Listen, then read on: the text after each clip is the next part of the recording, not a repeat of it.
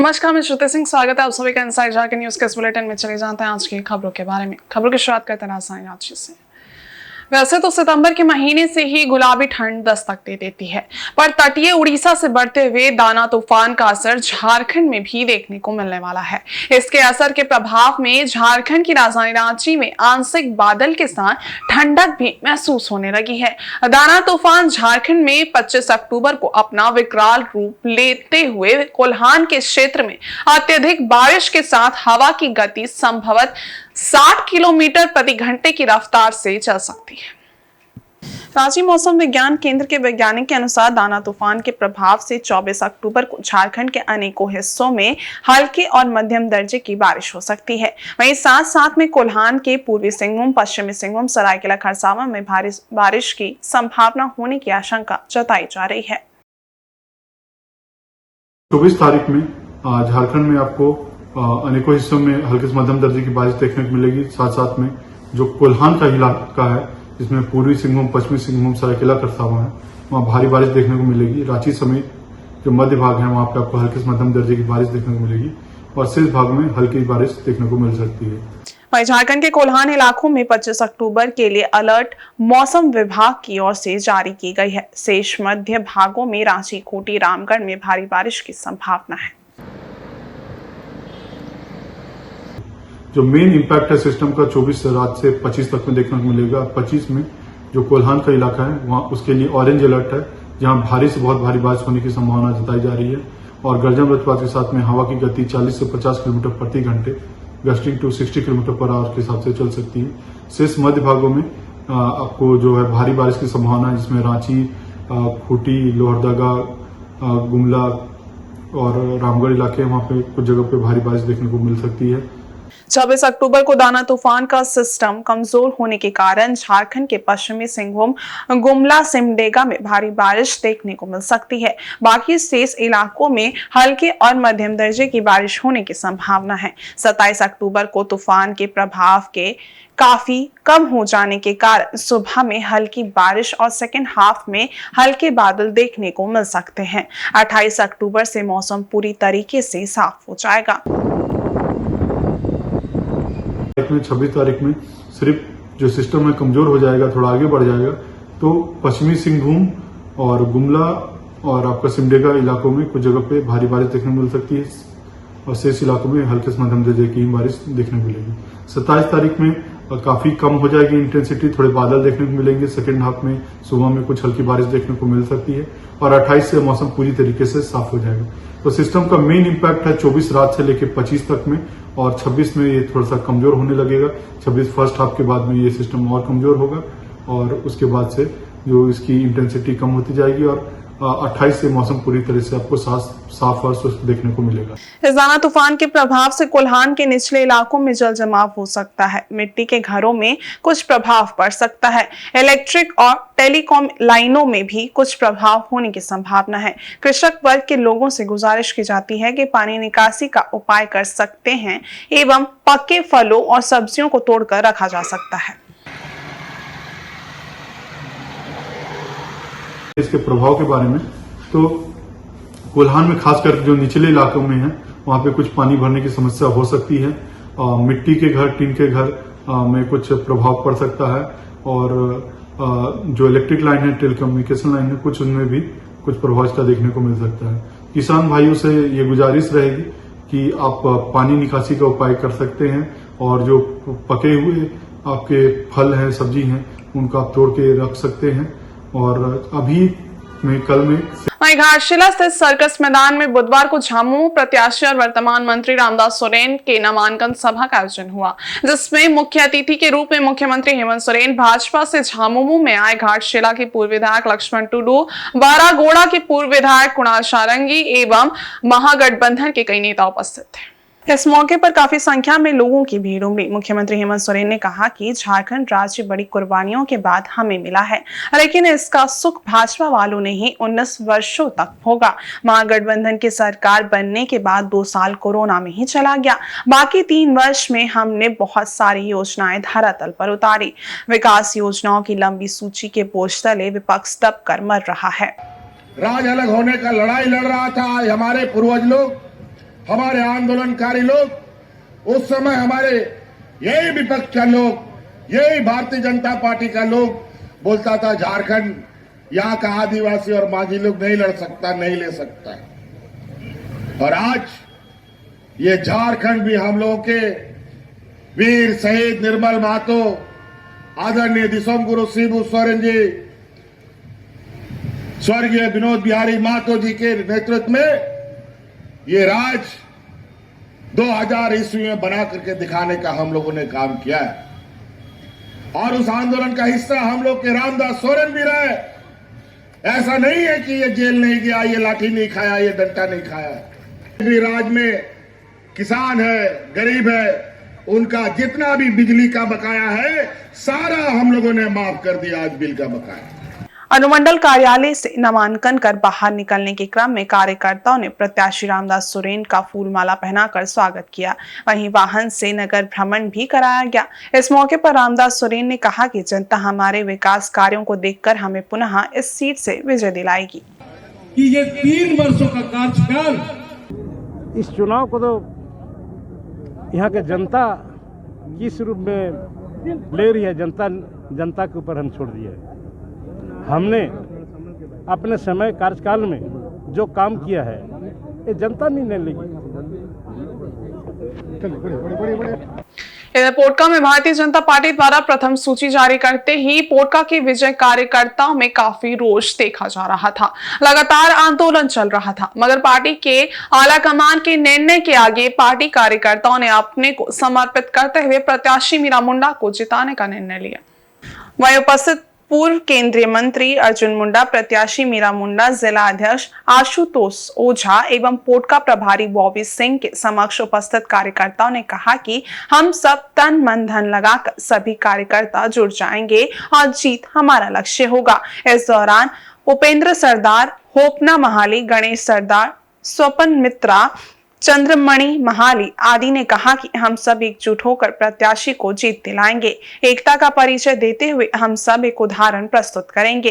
अर्जुन मुंडा एवं मीरा मुंडा ने कहा कि सारे गिला शिकवा को भूलकर पार्टी द्वारा समर्पित प्रत्याशी की जीत सुनिश्चित करने के लिए हम सब वचनबद्ध हैं। इसके साथ ही पूर्व केंद्रीय मंत्री अर्जुन मुंडा एवं प्रत्याशी मीरा मुंडा द्वारा हल्दीपुर, हाथका, पोटका, कलिकापुर समेत कई जगह का दौरा कर जीत सुरक्षित करने की बात कही गई।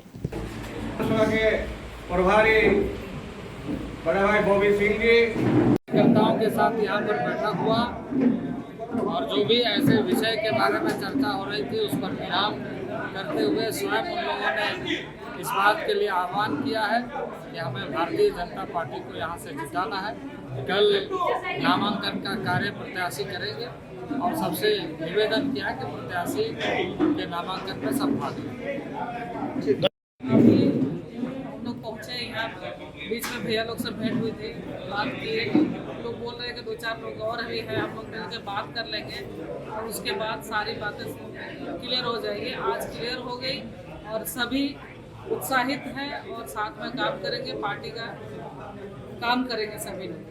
और जैसे अभी भाभी दीदी बोली कि एक परिवार होता है जिसमें थोड़ा बहुत ऊपर नीचे बात होती है, तो ऐसे थोड़ा जायज़ भी है। ऐसे नहीं बोलूँगी कि जायज़ नहीं था। आदमी उम्मीद लेके रहता है, थोड़ा मनमुटाव हो जाता है, लेकिन एक परिवार में फिर वो सुलझ भी जाता है। और अभी आपसी प्रेम के साथ हम लोग आज मधुर संबंध के साथ अपने सभी बूथ से लेकर के विधानसभा के पूरा क्षेत्र हम लोग एक साथ सभी अब एक साथ आगे बढ़ रहे हैं और ये जीत निश्चित है क्योंकि सबने संकल्प ले लिया है। इधर राजधानी रांची स्थित कार्यालय में मुख्य निर्वाचन पदाधिकारी के रवि कुमार द्वारा एक संवाददाता सम्मेलन को संबोधित किया गया। संवाददाता सम्मेलन में मुख्य निर्वाचन पदाधिकारी ने बताया कि सभी विधानसभा क्षेत्र में नॉमिनेशन फाइल की गई है। एमसीसी वायलेशन की अब तक 14 केस को लेकर एफआईआर फाइल हो चुकी है। उसमें गढ़वा में 8, सरायकेला में 1, रांची में 1, सिमडेगा 2, धनबाद 1, रामगढ़ 1 केस फाइल हुई है। 70.51 करोड़ का एक्सपेंडिचर सीजर हुआ है। वहीं आगामी विधानसभा चुनाव में मनी पावर का इस्तेमाल नहीं हो सके, इस पर विशेष निगरानी और सतर्कता रखी जा रही है। इलेक्शन एक्सपेंडिचर का सीजर का देखेंगे। अभी तक आज का भी रिपोर्ट देख लेंगे। आपका 17.51 करोड़ का एक्सपेंडिचर सीजर हुई। इसमें सभी तरफ का आइटम है। आपका कैश सीजर भी है, आपका फ्रीबीज भी है, ट्रक्स भी है, इलिसिट लिकर भी है। सभी जहां पर हम लोग को चेक पोस्ट लगाकर उसी का हम लोग को बहुत निगरानी रख रहा है उसमें, ताकि वो इलेक्शन में ये मनी पावर का इस्तेमाल नहीं होना चाहिए, इलिसिट आइटम का भी इन्फ्लुएंस नहीं होना चाहिए। उसमें बहुत ही स्पष्ट निर्देश के साथ सभी जिला पर काम हो रही है। रांची मुख्य निर्वाचन पदाधिकारी के रवि कुमार ने कहा है कि मीडिया में चुनाव संबंधी सूचना सार्वजनिक करने के पहले भारत निर्वाचन आयोग के दिशा निर्देशों का पालन करना जरूरी है। इस संबंध में निर्वाचन आयोग का विस्तृत और स्पष्ट निर्देश है। मूल रूप से किसी पर व्यक्तिगत आक्षेप, जाति व धर्म को लेकर अनर्गल बातें आदि सीधे तौर पर आदर्श आचार संहिता के उल्लंघन के दायरे में आते हैं।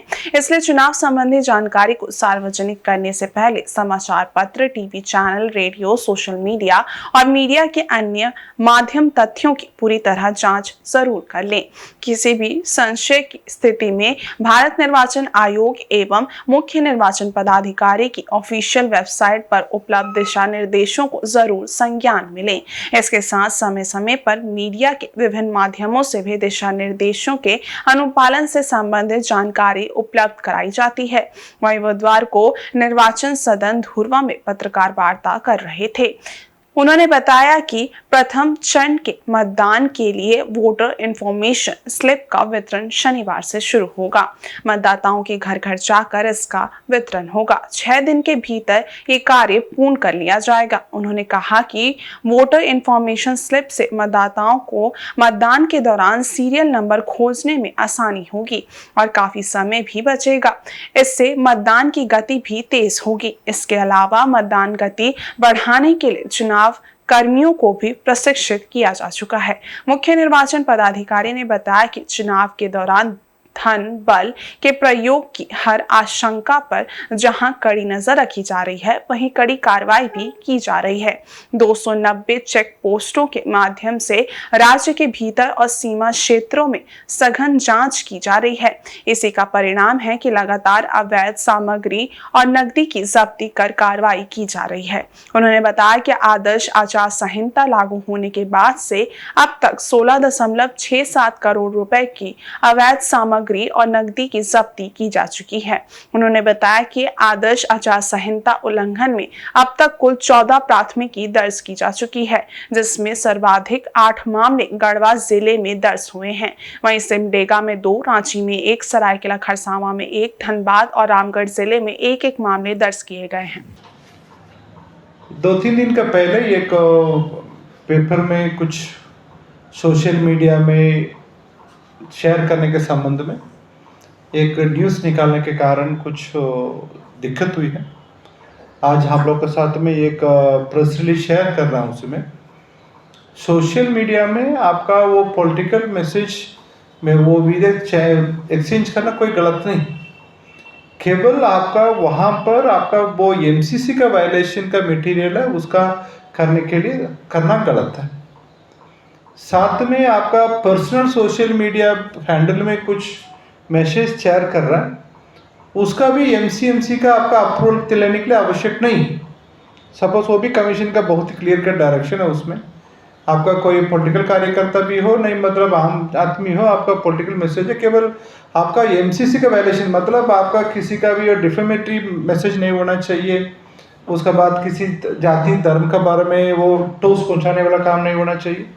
बेसिक एमसीसी कोड का वायलेशन नहीं होना चाहिए। आपका पॉलिटिकल मैसेज, आपका मैसेज चेंज करना मतलब आपका वायलेशन हो जाती करके गलत मैसेज आ गया था, उसी का लेकर आज एक प्रेस रिलीज भी आपको पास शेयर कर रहा है। उसका भी आप लोग उसका थोड़ा सा पब्लिक के बीच में ले जाइए। उसमें थोड़ा सा गलत मैसेज चले गया उसी का। उसी आधार पर आज वो डीसी रांची का भी बोला था उसका रिलीज कराने के लिए, वो उनका मैसेज का ही कैरी फॉरवर्ड करके क्या हुआ था, वो उसमें क्या कैसा गलती हुई था हम लोग समझ नहीं पा रहे। फिर भी वो मैसेज का आपके माध्यम से मैं बता रहा, सोशल मीडिया में वो मैसेज शेयर करना गलत नहीं, केवल आपका वो मैसेज एमसीसी का वायलेशन नहीं होना चाहिए। वहीं पूर्वी विधानसभा क्षेत्र से निर्दलीय प्रत्याशी के रूप में राजकुमार सिंह एसडीओ कार्यालय में नामांकन करने अपने सैकड़ों समर्थकों के साथ पहुंचे। निर्दलीय प्रत्याशी नामांकन दाखिल करने से पहले मां मनोकामना मंदिर पहुंचे। राजकुमार सिंह ने कहा कि जिस तरह से प्रदेश भाजपा में कार्यकर्ताओं की अनदेखी की गई है, उससे कई नेता नाराज है। हमने भी अपने सम्मान के लिए निर्दलीय चुनाव लड़ने का निर्णय लिया है। लोगों से और जनता से अपील है कि आप हमें जिताने का काम करें। हम आपके हर सुख दुख में खड़े रहेंगे।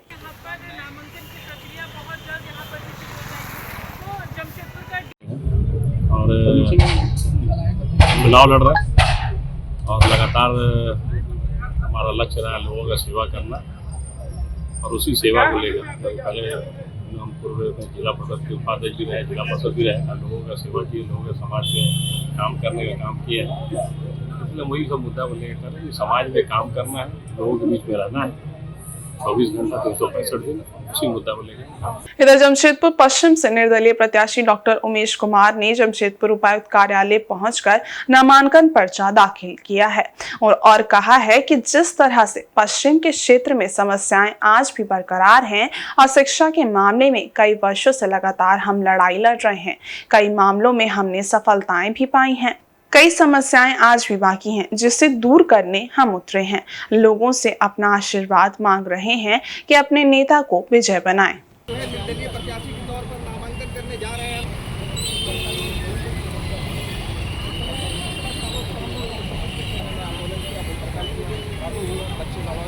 शिक्षा के क्षेत्र में काम करते रहे पिछले 17 सालों से, जिसका नतीजा है कि राइट टू एजुकेशन जो झारखंड में लागू नहीं था, उसे हम लोगों ने आंदोलन करके भूख हड़ताल करके लागू करवाया।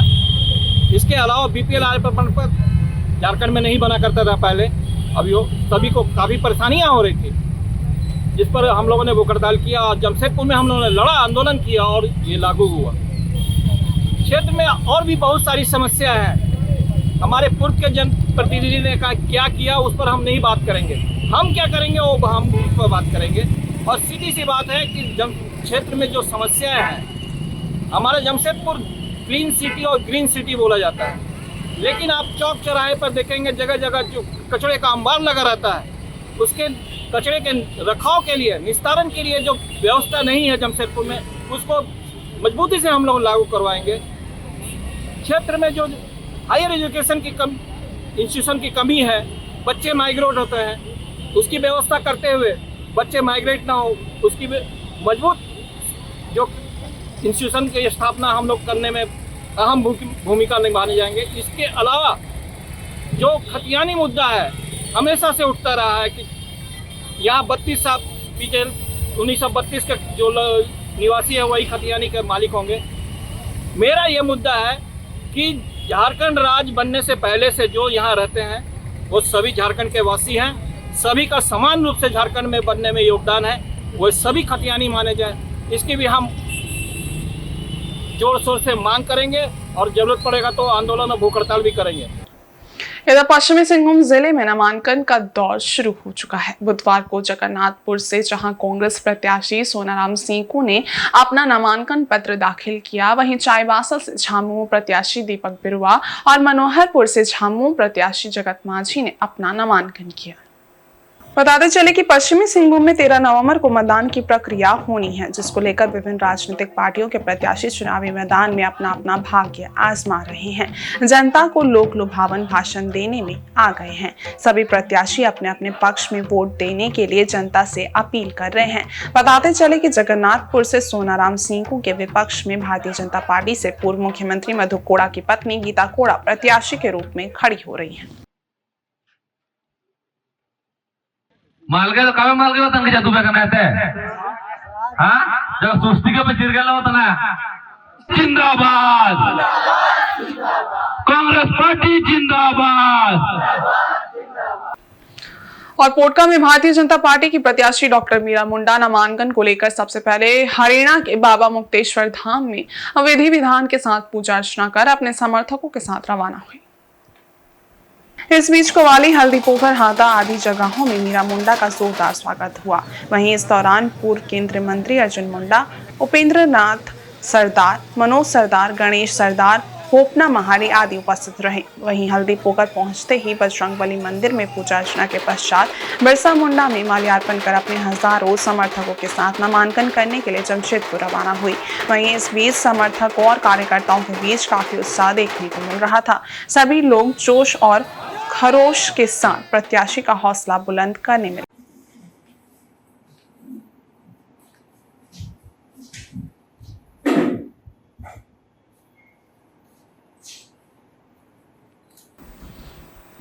घाटशिला विधानसभा क्षेत्र से निर्दलीय प्रत्याशी पंचानन सोरेन ने नामांकन दाखिल किया। घाटशिला विधानसभा क्षेत्र से निर्दलीय प्रत्याशी पंचानन सोरेन ने बुधवार को अनुमंडल कार्यालय घाटशिला में नामांकन दाखिल किया। इस मौके पर उनके समर्थक भी उपस्थित रहे। उन्होंने मीडिया से मुखातिब होते हुए कहा कि मैं इस विधानसभा क्षेत्र का स्थानीय उम्मीदवार हूं। विधानसभा क्षेत्र में शिक्षा की स्थिति में सुधार लाना हमारी पहली प्राथमिकता है। वालों को तहे दिल से मैं शुक्रिया अदा करता हूं। आज 23 अक्टूबर 2024 घाटशिला विधानसभा के लिए एक अच्छा दिन होगी, क्योंकि बरसों पुराना जो एक स्थानीय आदमियों का, स्थानीय प्रत्याशियों का जो यहाँ एक आशा आकांक्षा था, वो अभी मिलेगा। और इसके तहत ही मैंने 30 साल का बैंकिंग जॉब छोड़ के मैंने समाज सुधार में काम किया था और उसके बाद मैंने राजनीति में कदम रखा, क्योंकि अभी जो स्थिति है, जो परिस्थिति है, दलदल सब दलदल हो गया है और इस दलदल में पूरा झारखंडवासी दलदल में फंस गया है। बहुत छोटा सा उम्मीद लेके जी रहे हैं कि आज क्या खाएंगे, कल के लिए नहीं सोच रहे हैं। तो इसीलिए कल के लिए सोचवाना है, उसके लिए पहला काम होगा कि शिक्षा को आगे बढ़ाना है। यहाँ घाटशिला कॉलेज में हम जहाँ पढ़े थे इंटरमीडिएट, वहाँ अभी बिना लेक्चरर का 1600 स्टूडेंट पढ़ रहा है, बिना लेक्चरर का। और इसके लिए अगर एक मेंबर्स और सीनेट में अगर बोल देते कि एक क्रिएट करके यहाँ लेक्चरर पोस्टिंग होना चाहिए, वो नहीं कर पाए हैं विगत 24 सालों पे। तो ये स्थिति है। साथ ही साथ झारखंड जो है 24 जिला में 12 जिला पारंपरिक शासन के अंदर पे आते हैं, यानी कि अनुसूचित जनजाति यानी कि शेड्यूल 5 में आते हैं। और वहाँ पेशा कानून होना जरूरी है। और ये 1996 में होने के बाद भी संसद में 1996 में पेशा एक्ट पास हो गया है और उसमें ये लिखा भी गया है, जो भी स्टेट अभी तक नहीं कानून पास किया हुआ है, स्वतः वो कानून पारित माना जाएगा। और इस बुलेटिन में बस इतना ही। ब्रेक के इस बारे कुछ और खास खबरें, तब तक के लिए देखते रहिए इनसाइड झारखंड न्यूज। धन्यवाद।